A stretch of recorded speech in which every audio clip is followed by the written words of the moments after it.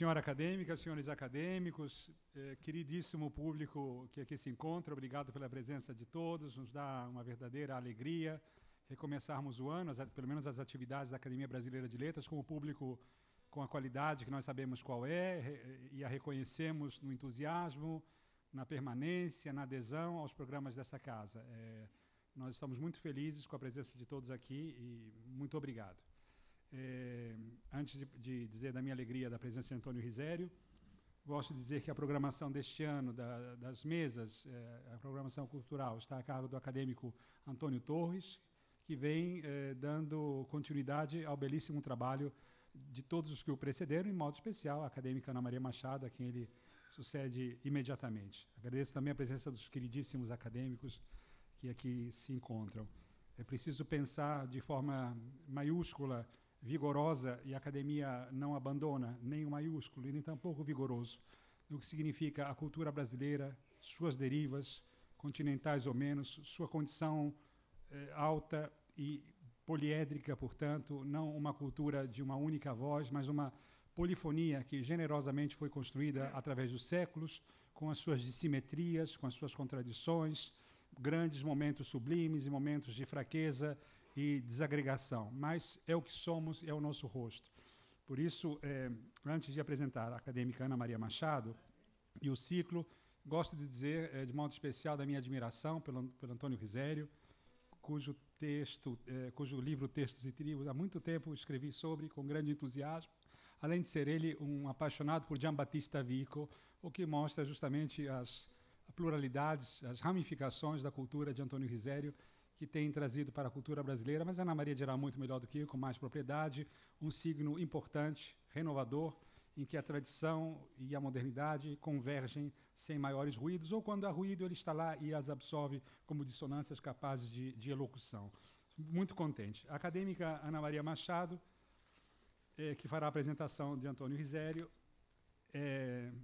se formou pela Faculdade Nacional de Filosofia da Universidade do Brasil em Letras Neolatinas, fez pós-graduação na UFRJ.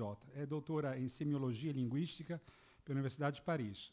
Lecionou na Faculdade de Letras e na Escola de Comunicação da UFRJ e da PUC do Rio de Janeiro. Foi professora da Sorbonne e das universidades Berkeley e Oxford. Como jornalista, trabalhou em diversos órgãos de imprensa nacional e estrangeira. É membro do PEN Clube e do Seminário de Literatura da Universidade de Cambridge, na Inglaterra. Foi agraciada com 3 prêmios Jabuti, Associação Paulista de Críticos de Arte, APCA, Bienal de São Paulo, João de Barro, Cecília Meirelles, o Prêmio Machado de Assis na ABL, pelo conjunto da obra, e Prêmio Machado de Assis da Fundação Biblioteca Nacional.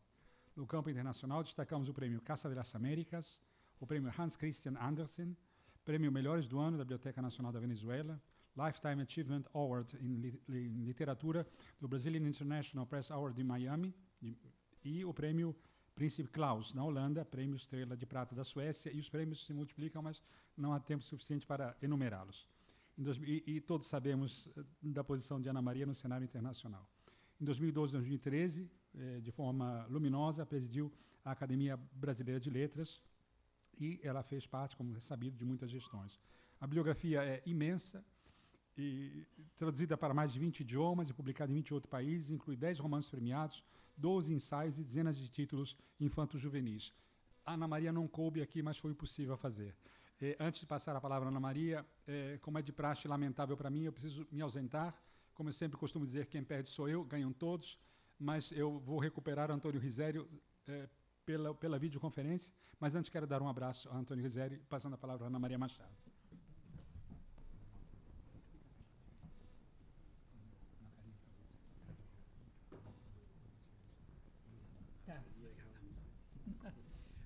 Ficamos nós aí.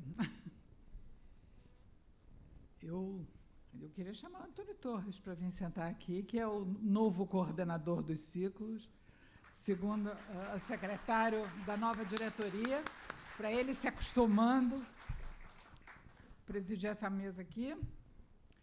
E, enquanto ele sobe, chega para a gente aproveitar bem o tempo, eu vou começar a ler um pouco do currículo da apresentação de Antônio Risério, que é enorme, eu vou ficar cortando para não ter muita... não avançar no tempo dele, mas, ao mesmo tempo, algumas coisas eu quero dizer para que quem não conhece sinta um pouco a imensa variedade deste homem que eu ouvi falar nele pela primeira vez no tempo do tropicalismo ainda, quando Caetano Veloso falava em Risério como um guru, assim.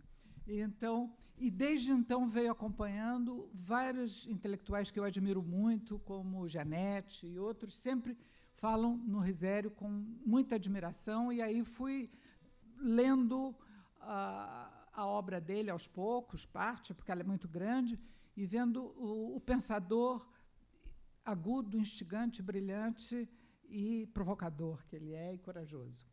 É um baiano, poeta, romancista, ensaísta, sociólogo, historiador, antropólogo, eu não sei muito bem como se situa nisso, tem formação numa dessas especialidades, pós-graduação em outra, enfim.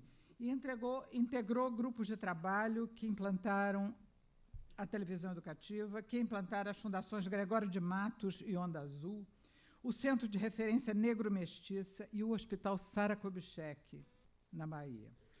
Na década de 80, criou e dirigiu na Prefeitura de Salvador o projeto de proteção e recuperação dos terreiros de candomblé da cidade.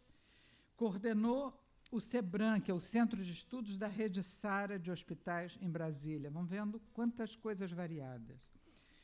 Elaborou o projeto geral para a implantação do Museu da Língua Portuguesa em São Paulo e do Cais do Sertão Luiz Gonzaga, no Recife.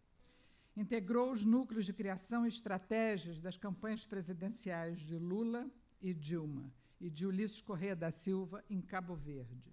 Tem feito argumento e roteiros para cinema e televisão, e entre eles a adaptação do Povo Brasileiro, de Darcy Ribeiro.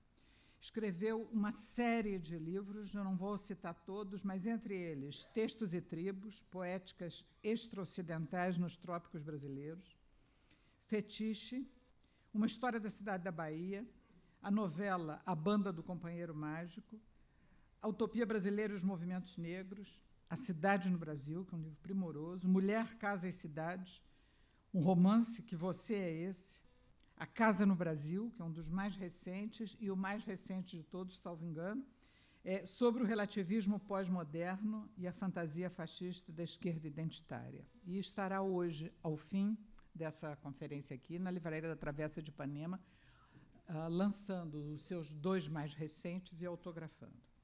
Atualmente, no caminho do Museu da Língua Portuguesa e do Cais do Sertão Luiz Gonzaga, está engajado no projeto de implantação da Casa da Música em Salvador. E vai falar sobre Em Busca da Nação Perdida, dentro de um ciclo que eu pensei para focalizarmos esse pensar o Brasil hoje em suas sínteses e confluências, e eu procurei chamar pessoas que nos ajudem nisso, que nós estamos precisando tanto.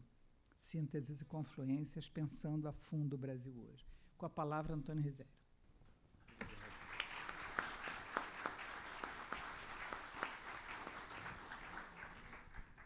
Boa noite. O som está bom, né? Só 2 observações iniciais. Uma é que, depois que eu tive um AVC, eu trago escrito porque eu não confio mais tanto na minha memória. Então, já trago as coisas organizadas para não ter esse risco. A segunda é que eu esqueci no hotel meu óculos de leitura, então eu vou ter que fazer esse improviso aqui. Mas aí vamos lá. Imagino que um artigo no Estadão tenha provocado esta nossa conversa, de modo que vou retomá-lo aqui, a partir do muito que se tem falado sobre a necessidade de ampliar e animar o campo democrático brasileiro. E o que venho ressaltando é que o Brasil não vai experimentar nenhuma guinada radicalmente democrática se não encarar pelo menos 2 coisas. A primeira é que este campo democrático se empenhe numa revisão rigorosa do que fizemos, dos governos de Fernando Henrique aos governos petistas. A segunda é que tratemos de repensar a sociedade brasileira com o objetivo último de reinventar a nação. Werneck Viana passou pelo tema em entrevista recente, observando que o desentendimento a respeito de nossa trajetória histórica e dos nossos valores chegou a um ponto agônico. Ninguém mais pode reconhecer na nossa história êxitos e sucessos. Fecha aspas.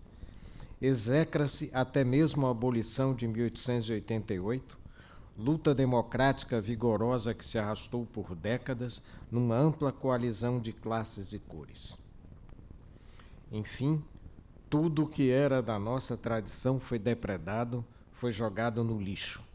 Despreza-se a nossa história, desqualificam-se nossos feitos. O 13 de maio hoje é o dia do zootecnista. Enfim, de algumas décadas para cá, submetemos a nossa história como povo e nação, a nossa experiência nacional, a um processo de avacalhação sistemática. Mas vamos partir aqui da formação do Instituto Histórico e Geográfico Brasileiro, que foi durante um século o nosso único centro de estudos históricos. A missão do Instituto, com Weyhagen na frente, era dizer quem éramos, em termos geográficos, balizando o espaço nacional, situando cidades, rios, etc., e em termos históricos, definindo um elenco de feitos e personalidades exemplares que definiriam uma identidade nacional. Foi assim que se forjou a primeira história oficial do Brasil, gerada no tempo do Império, em resposta a demandas surgidas com a conquista da autonomia nacional em 1822. Essa história forjou um passado brasileiro, quase o criou, produzindo mitos e mistificações. Celebrava a colonização lusitana, a monarquia constitucional, as classes dominantes, a nação branca. E isso perdurou. Mesmo em meados do século passado, a espinha dorsal dessa historiografia predominava, reinando nos meios letrados e nas escolas. Foi então que certa esquerda brasileira se empenhou numa revisão dessa história, mas se empenhou mal. Não tratou de encarar em sua complexidade a experiência nacional brasileira. Optou pelo maniqueísmo, pela visão do Brasil como um filme de bandido e mocinho. Repetiu a velha história, invertendo seus sinais. Passamos a ter, então, basicamente, as figuras do negro luminosamente libertário, do índio eco-feliz e do português genocida. E isto se gravou nos parâmetros curriculares do ensino no governo de Fernando Henrique, este nosso conhecido colecionador de acertos inesquecíveis e equívocos inacreditáveis. Ou seja, esta história se converteu em praxis escolar, em rotina pedagógica, em ideologia historiográfica dominante. Configurou-se, enfim, como a nova história oficial do Brasil. Acontece que essa nova história substituiu mentiras antigas por mentiras novas. O negro luminosamente libertário e o índio eco-feliz são duas empulhações. Havia escravidão tanto na África quanto entre nossos índios. A sociedade tupinambá era uma máquina de guerra implacável, destruindo outras sociedades indígenas, tomando-lhes as terras, etc. Palmares tinha escravos e palmarinos sequestravam mulheres negras e brancas para usá-las em serviços agrícolas e sexuais. Quanto ao português, é claro que não temos de celebrá-lo sem senso crítico, mas também não devemos tratá-lo apenas como eterno malfeitor, porque também é mentira. Qualquer pessoa que de fato conheça a nossa história sabe disso. Mas o que vingou, graças à ignorância generalizada, foi o panfletarismo rasteiro. É por isso que temos hoje de repensar o Brasil, de rever com serenidade e lucidez, com conhecimento, acima de tudo, a experiência nacional brasileira. Esta é uma tarefa fundamental. Temos de nos conhecer, em vez de ficar repetindo clichês direitistas ou esquerdistas, falsificadores de nossa trajetória no tempo. O binarismo maniqueísta é perfeito para quem não gosta de pensar. Nossa esquerda foi criada no cultivo do maniqueísmo. identificando o opressor, a classe dominante, ao mal e o oprimido ao bem. E foi assim que partiu para revirar pelo avesso a historiografia tradicional do país. Bem nos termos da retórica marxista, a classe dominante foi acusada de tudo, e as classes ou os povos dominados passaram a ser celebrados irrestritamente. Não era preciso pensar, bastava denunciar o mal e celebrar o bem. Daí que conquistas nacionais passaram a ser objeto de negação, de ataque e mesmo de deboche. Nada era relativizável, nada era complexo. Mas não é só. Dividiram o país em um nós e um eles, ambos míticos. Nós teríamos sofrido tudo, eles teriam sido os culpados de tudo. Então, todos passaram a dizer: eles mataram os índios, eles humilharam as mulheres, eles depredam o meio ambiente, etc. Ou seja, nós não tínhamos culpa alguma no cartório. Isso é terrível. A gente passa a tratar as coisas na terceira pessoa. Nos demitimos da responsabilidade diante de tudo o que fizemos, como se essa demissão fosse possível. Se realmente quisermos levar o Brasil a sério, nos interpretando em profunda profundidade, teremos de reaprender a dizer nós. E o processo não parou. Textos e mais textos foram se multiplicando nesse horizonte maniqueísta e fraudulento. A apresentação da Estação Primeira de Mangueira, no Carnaval de 2019, foi o desfile desta nova história oficial. Houve quem escrevesse que a escola de samba estava contando a história que não se encontra nos livros. Longe disso, o desfile da Mangueira foi desfecho de anos e anos de doutrinação, via livros, artigos, panfletos, cursinhos políticos, proselitismo militante, pregação em escolas públicas e privadas, com todas as mistificações que a esquerda cultua por má fé ou por desconhecimento. Foi assim que vi pessoas informadas, orgulhosas de se definirem no campo da democracia, aplaudindo: vamos com a Mangueira saudar os malês. Ora, os malês nada tinham, nunca tiveram nada a ver com democracia. Seu projeto incluía fuzilar os brancos e escravizar os mulatos. Aqueles negros islamizados eram africanos escravistas que lutavam exclusivamente contra a sua própria escravização, mas não contra a escravidão em geral. Esta só foi combatida entre nós, enquanto sistema, pelo movimento abolicionista, que, aliás, contava com 3 pretos entre os seus 5 principais líderes: Luiz Gama, André Rebouças e José do Patrocínio.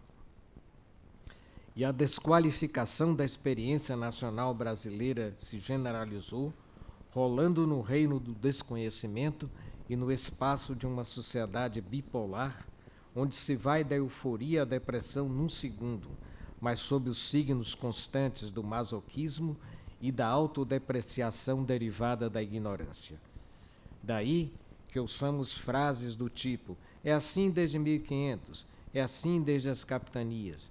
Mas é ridículo postular uma linha de continuidade entre Mendes Sá e a construtora Odebrecht.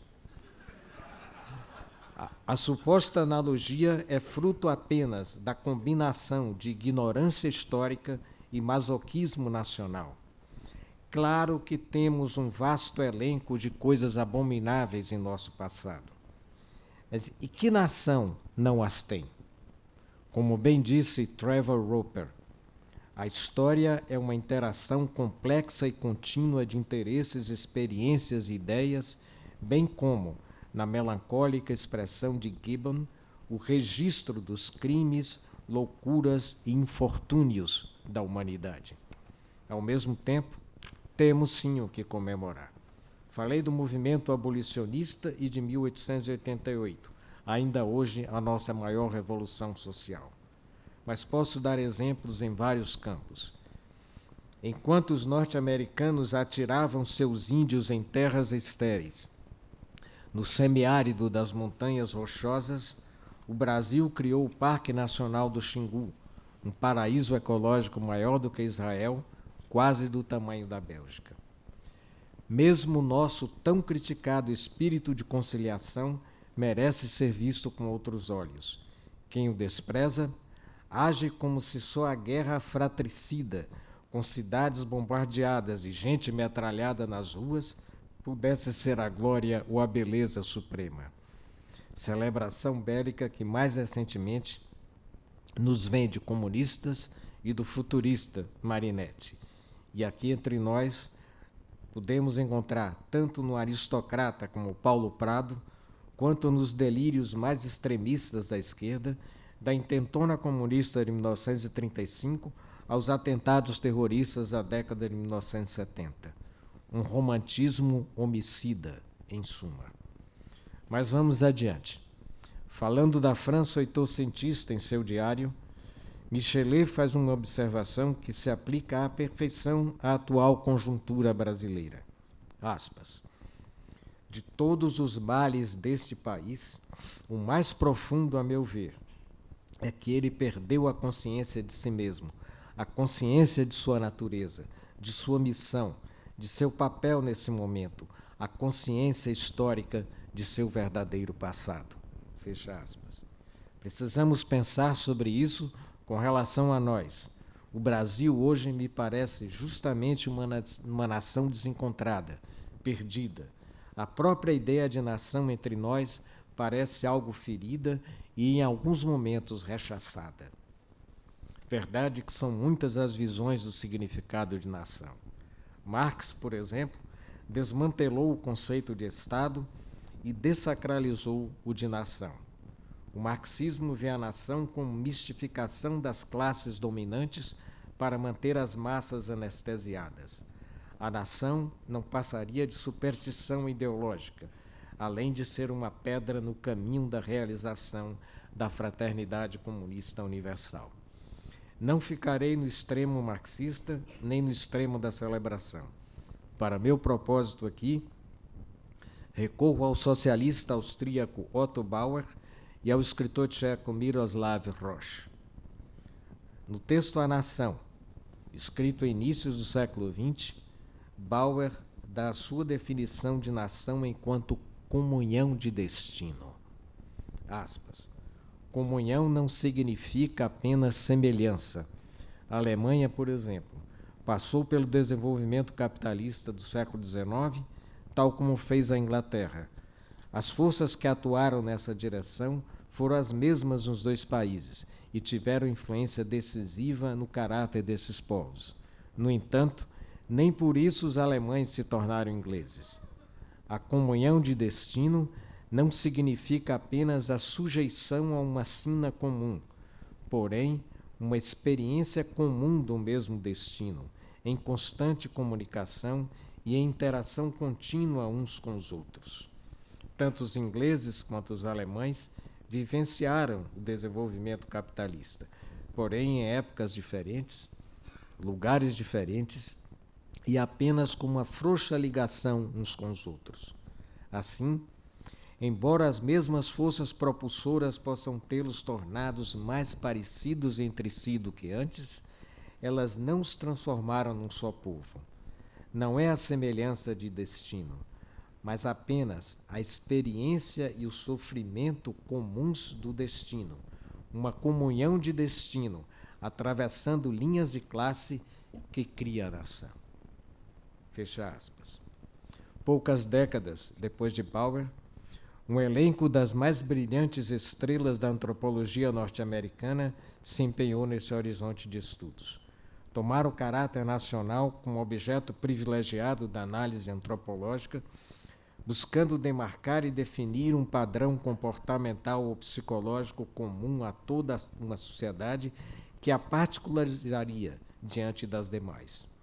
Mas o interessante é que, ao transfigurar um território nacional em território cultural, ou fronteiras políticas em fronteiras antropológicas, eles constituíram a nação como objeto de estudo da antropologia. Importante sublinhar que mesmo os mais recentes estudos sobre o assunto se movem no vasto campo desenhado por Herder, pelos românticos alemães, por Bauer e pelo chamado culturalismo norte-americanos. Continuamos a converter espaços políticos em espaços antropológicos, considerando fronteiras nacionais como fronteiras culturais. E talvez não tenhamos mesmo como nem por que nos livrar disso. Afinal, a disposição para a conversão do político em antropológico, nesse caso, nem mesmo é formulação culta, doutoral. Ela se processa no cotidiano das pessoas comuns, onde se manifesta de forma intelectualmente obscura, mas no plano da sensibilidade, com clareza e concretude. A pessoa sabe que é brasileira não pelo simples fato de ter nascido no Brasil. Ela sente isso em profundidade anímica, sentindo-se também inscrita numa teia viva de signos, sentimentos e formas compartilhadas que configuram uma identidade, uma comunhão. John Borman, escrevendo sobre Berlim, distinguiu entre nacionalidade e nationness, referindo-se esta a interações e práticas cotidianas que produzem um sentimento intrínseco e frequentemente não articulado de pertencer, de estar em casa. É esta nationness que vemos e ouvimos, de modo fragmentário, sentimental e escassamente articulado, nos discursos verbais e nas condutas semióticas de nossas classes populares. E é deste espaço primário, denso e meândrico, que se vão articular as teorias acerca do caráter e da identidade nacionais. Isto explica, ao menos em parte, o sucesso público dessas narrativas. Ao mesmo tempo, há o influxo inverso. As ideologias da identidade, disseminando-se na vida social, também passam a estruturar pensamentos e condutas. Por esses caminhos, uma determinada ideologia pode produzir o seu efeito de retorno, afetar de volta a existência social. Existe, de fato, um jogo de efeitos recíprocos entre a realidade comunitária e as reflexões que procuram definir o que ela é, tanto em suas ondulações de superfície, quanto nos movimentos de suas correntes mais obscuras e submersas. Pode mesmo acontecer que um discurso sobre a identidade descreva não o que somos, mas o que gostaríamos de ser, e nos atraia em sua direção. Do mesmo modo que um orixá, enquanto arquétipo comportamental a ser seguido, vai redesenhando as condutas daqueles que são simbolicamente seus filhos. Vale dizer, a teoria também cria suas criaturas. Por tudo isso, Miroslav Roch está certo quando trata a nação como uma formação antropológica. Não apenas as nações se formam afirmando especificidades históricas, étnicas e ou culturais, como a demarcação de fronteiras políticas, como o que imanta o espaço geográfico demarcado, contribuindo para que o povo que se encontra dentro daqueles limites se sinta feito do barro daquela terra. E se a tese vale para uma situação interétnica típica, vale ainda mais para um país como o nosso, que vive ao abrigo de uma só língua e onde não vigoram cartas marcadas de etnias no sentido estrito da palavra. Isto é, um país que não carrega nenhuma Catalunha no seu espaço geográfico. O Acre tornou-se brasileiro há uns 100 anos, e hoje a população do Acre não é meramente classificada como brasileira. Ela se vê, se sente e se define como tal. Miroslav Roch define nação como um grande grupo social integrado não por uma, mas por uma combinação de vários tipos de relações objetivas, econômicas, políticas, linguísticas, culturais, religiosas, geográficas, históricas, e pelo reflexo subjetivo dessas relações na consciência coletiva. Dentre os vínculos que embasam a unidade do grande grupo social, 2 são indispensáveis para que uma nação se constitua e se mantenha como tal. De uma parte, a lembrança de algum passado comum, tratado como um destino do grupo ou pelo menos de seus componentes centrais. De outra, uma densidade de laços linguísticos ou culturais que permitam um grau mais alto de comunicação social dentro do grupo do que fora dele.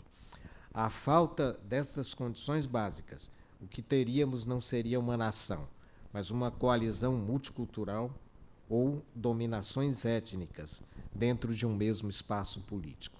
Em outras palavras, uma nação se forma e se mantém a partir de uma história, uma língua e uma cultura comuns, ao menos em seus traços distintivos essenciais, e aparece assim na constelação das demais nações como uma entidade histórico-antropológica, como uma configuração antropológica dinâmica, sempre mutável a largos e longos prazos, mas se movendo a partir de suas matrizes básicas ou dos elementos centrais de sua tessitura de origem.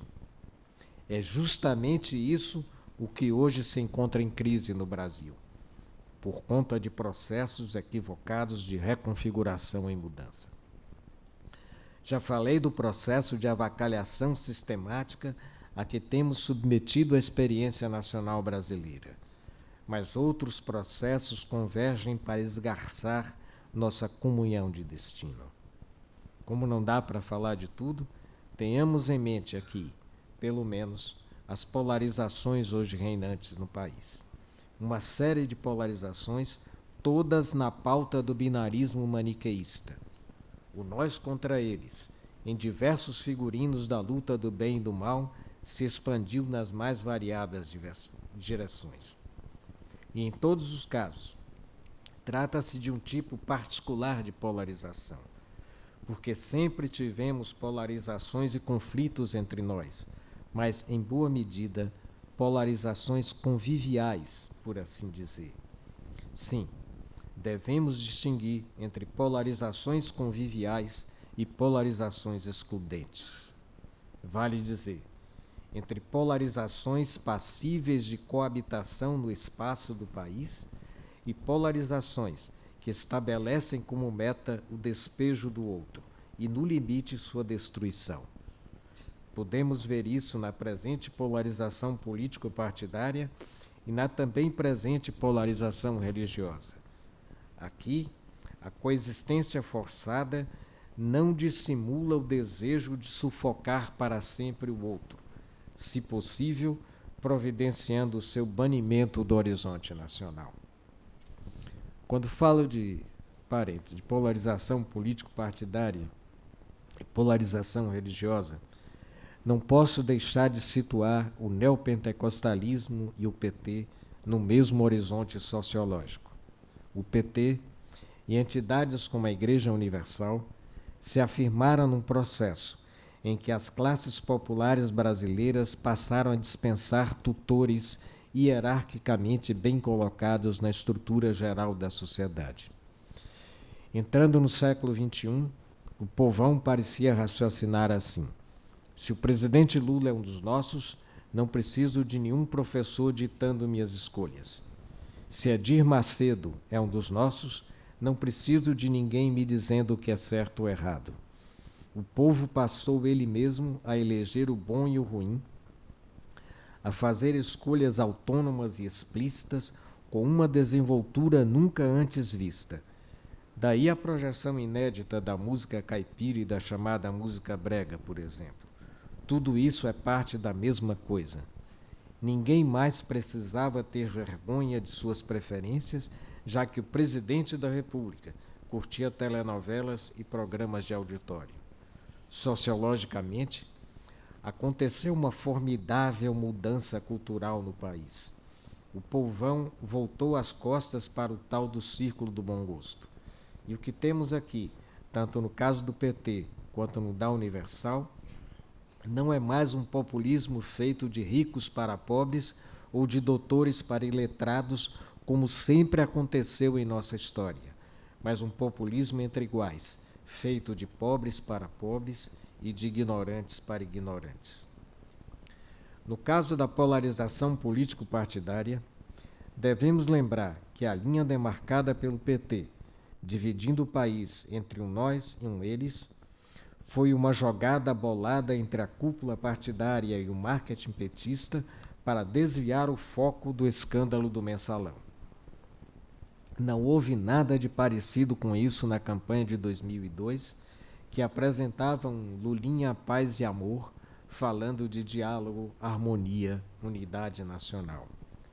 E a divisão se impôs, favorecendo então o lulopetismo. Mas os ventos mudaram. Adiante, o nós contra eles, comprado total e radicalmente pela direita, levou à vitória de Bolsonaro e ao fracasso do PT em 2018. Aqui, o feitiço do maniqueísmo. Desculpa. O feitiço do maniqueísmo virou-se contra o feiticeiro maniqueísta original.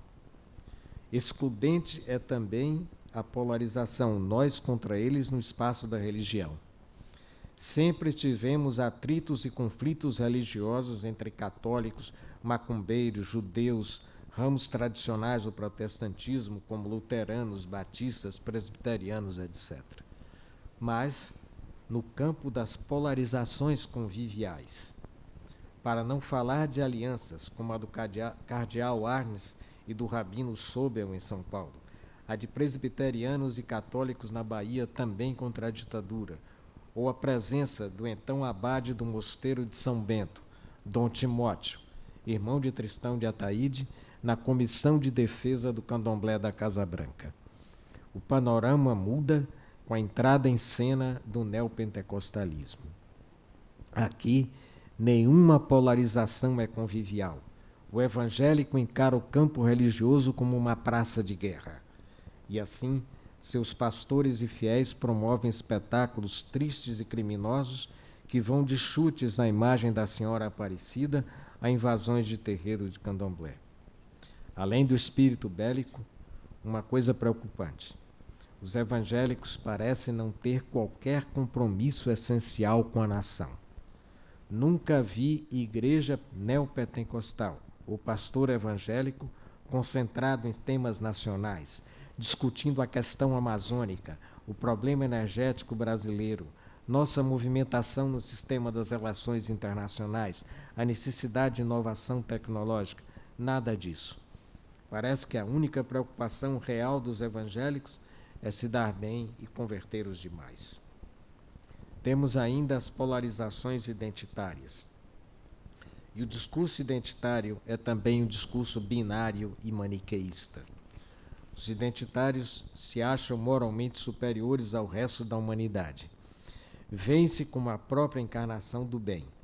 Comportam-se como se o oprimido fosse um ente sagrado, o portador da verdade, do sentido e do destino histórico da humanidade. Quem se vê assim não tem o que aprender no mundo. Daí que a esta autoconsagração se alia a ignorância. Daí também que, quando questionada, essa gente reaja não com argumentos, mas com xingamentos. Trata-se de asfixiar qualquer discordância. E adotam essa postura moral para atropelar os mais elementares princípios éticos. Vejam então qual é a estratégia discursiva do identitário. A afirmação de status através da afirmação da inferioridade social. A autovitimização como um atalho para a autonobilitação na figura sofrida e heróica do oprimido. Havia algo disso já na esquerda tradicional, num certo endeusamento do proletariado. A diferença é que a esquerda tradicional endeusava o proletariado, enquanto os identitários endeusam-se a si próprios. Acham-se donos da verdade, moralmente superiores ao resto da espécie humana e querem dominar o mundo. Quando uma pessoa é capaz de se convencer de uma coisa dessas, ela se converte em fanática. E o fanatismo se guia por uma perversão lógica tão insustentável quanto inflexível. Acha que vale tudo para impor o bem e destruir o mal. É uma postura comparável à dos evangélicos agredindo o candomblé. Outro ponto é que os identitários não têm uma percepção global da sociedade. Pensam e operam de forma fragmentária, canonizando seus próprios guetos. Suas reivindicações não levam em conta a população brasileira, mas apenas os desejos e interesses deles mesmos. Veja-se o chamado Estatuto da Igualdade Racial, aquele papelucho elaborado por racialistas neonegros está de costas para a sociedade. Todas as políticas compensatórias ali propostas beneficiam exclusivamente a população negra, isto é, da perspectiva dos pretos que formularam o documento, inexistem índios e descendentes de índios no Brasil. Daí que o panorama seja de atomização, de pulverização total, pulverização da nação, inclusive. Para o identitarismo, a nação é uma criação artificial ou opressora que encobre as muitas nações que existem no seu espaço. A ideologia multiculturalista aponta para a dissolução do conjunto nacional, porque, mesmo dentro de uma cidade-estado ou de uma república-aldeia mínima, o identitarismo se verá obrigado a reconhecer a existência de nações distintas, como a das mulheres ou a das bichas. O anarquismo, mesmo no extremo do anarquismo individualista, se pensa a partir de uma unidade básica que é o indivíduo. Já para o identitário multiculturalismo, o indivíduo é algo genérico demais. Não existe o indivíduo, mas o preto indivíduo, o viado indivíduo, etc. E seus desdobramentos interseccionais, mulher, preta, lésbica, indivíduo, por exemplo. Existem algumas leituras do tema, mas uma em particular me atrai. Quem a sugeriu foi o sociólogo Gessé Souza. A sociologia weberiana dá forte ressalte em sua leitura do protestantismo ascético triunfante nos Estados Unidos ao espírito de seita, a capacidade protestante sectária de associação para fins de interesse comum. É um associativismo que se funda não em base afetiva, mas em relações horizontais de interesse. Indivíduos da mesma classe social ou do mesmo grupo profissional, por exemplo. Para Max Weber, a confiança intersubjetiva é produto do espírito de seita, por oposição ao princípio da fraternidade universal do catolicismo. E Weber vai ver nos Estados Unidos o reino por excelência desse espírito de seita, com seu típico associativismo exclusivista, que se expande em todas as direções para além da esfera religiosa. Vale dizer, ocorre a secularização do espírito sectário com a filiação religiosa, acrescida ou substituída pela filiação às mais diversas associações, sociedades, clubes e universidades. E é a exacerbação do associativismo sectário exclusivista que está na base da disposição multiculturalista para instaurar apartheids.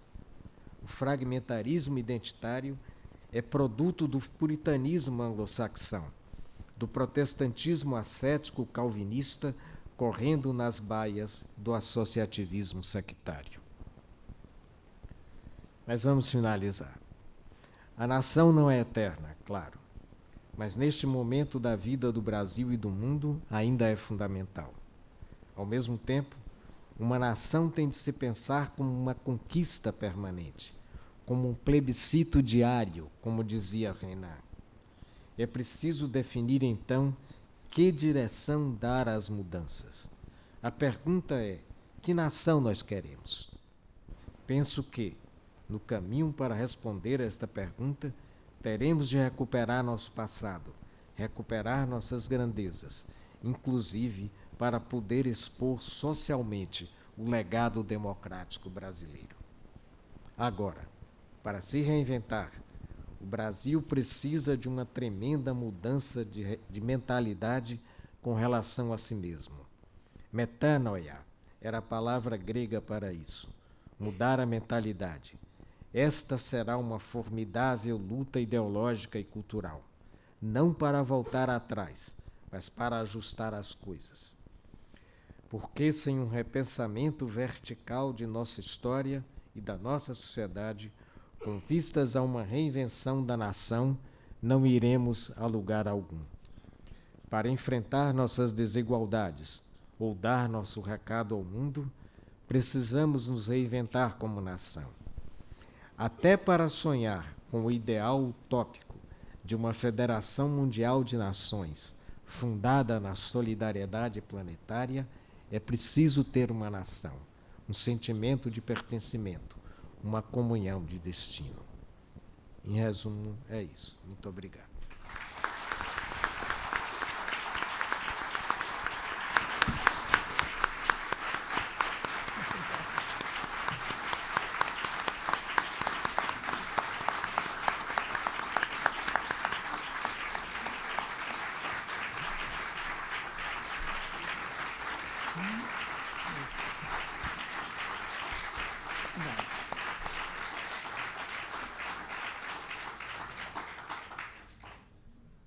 Eu agradeço muito a Antônio Risério por ter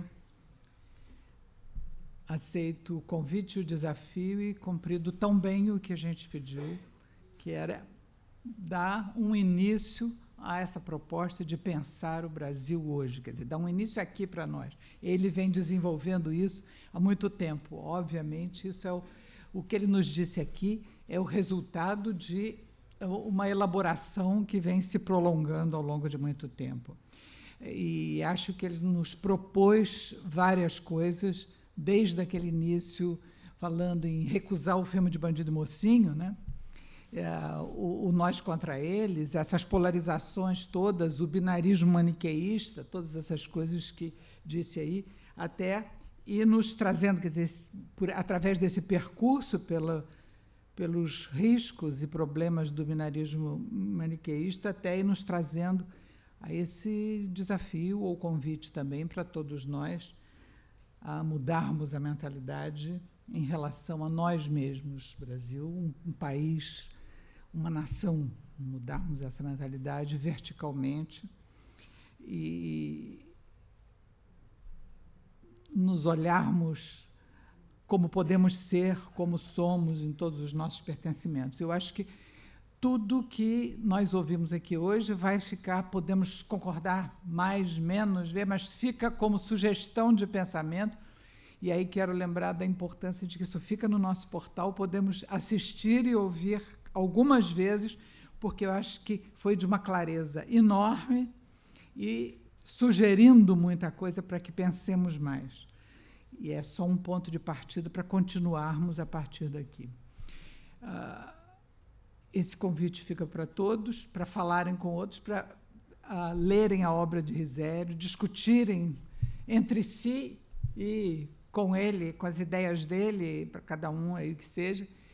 E eu repito para os que chegaram mais tarde, ele vai estar lançando os livros na livraria da Travessa de Ipanema daqui a pouco, vai sair, vai lá, e vocês encontram em outras livrarias também, então aí para continuar lendo e pensando nisso, acho que todos nós temos esse desafio de pensar o Brasil hoje de maneira ampla, profunda e vertical nisso. E convido a todos para a continuação desse ciclo, quinta-feira que vem, na mesma hora, 5h30 aqui. O conferencista vai ser o antropólogo Mércio Gomes, que presidiu a FUNAI, e vai falar sobre moral e ética no Brasil. E estão todos convidados. Muito obrigada.